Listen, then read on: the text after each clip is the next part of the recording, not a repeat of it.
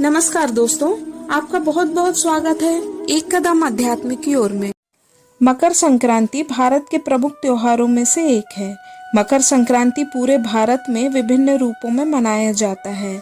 पौष माह में जिस दिन सूर्य मकर राशि में प्रवेश करता है उस दिन इस पर्व को मनाया जाता है। इस दिन सूर्य धनु राशि छोड़कर मकर राशि में प्रवेश करता है।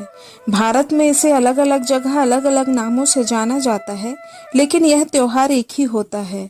मकर संक्रांति पर्व को कहीं कहीं उत्तरायण भी कहते हैं। 14 जनवरी के बाद से सूर्य उत्तर दिशा की ओर बढ़ता है, इसी कारण इस पर्व को उत्तरायण भी कहते हैं। हिंदू धर्म में महीने को 2 पक्षों में बांटा जाता है, कृष्ण पक्ष और शुक्ल पक्ष। ठीक इसी तरह से वर्ष को भी 2 भागों में बांटा जाता है, 6-6 महीने के अंतराल से, उत्तरायण और दक्षिणायन। यदि दोनों को मिला दिया जाए तो 1 वर्ष पूर्ण हो जाता है।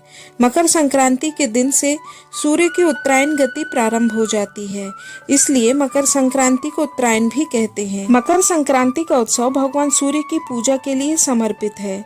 भक्त इस दिन भगवान सूर्य की पूजा करके आशीर्वाद मांगते हैं।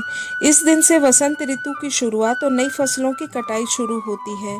मकर संक्रांति पर भक्त यमुना, गोदावरी, सरयू, सिंधु आदि पवित्र नदियों में स्नान करते हैं और भगवान सूर्य को अर्घ्य देते हैं। इस दिन यमुना स्नान और जरूरतमंद लोगों को भोजन, दाल, अनाज, गेहूं का आटा, ऊनी कपड़े आदि दान करना शुभ माना जाता है। ऐसी मान्यता है कि इस दिन भगवान सूर्य अपने पुत्र शनि देव से मिलने स्वयं उनके घर जाते हैं। चूंकि शनि देव मकर राशि के स्वामी हैं, अतः इस दिन को मकर संक्रांति के नाम से जाना जाता है।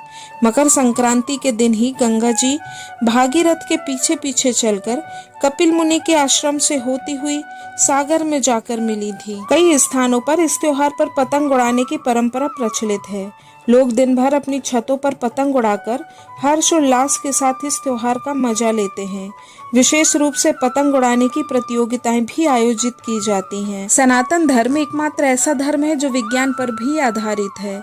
यहाँ कोई भी त्योहार या रस्म रिवाज आदि के पीछे कोई न कोई वैज्ञानिक कारण अवश्य होता है।